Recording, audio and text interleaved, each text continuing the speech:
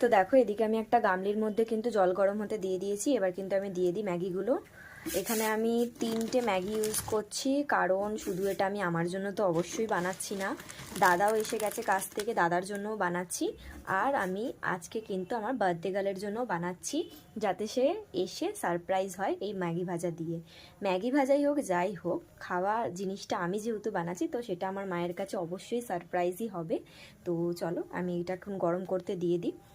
তো দেখো এদিকে কিন্তু ম্যাগি আমাদের 80% সেদ্ধ হয়ে গেছে, আর বেশি সেদ্ধ করব না এর থেকে, কারণ আমি বানাচ্ছি হলো ম্যাগি ভাজা, যার জন্য ম্যাগিটাকে আবার আমরা তেলে একবার করে ফ্রাই করব, তার জন্য আমি ম্যাগিটা বেশি আর ভাজিনি।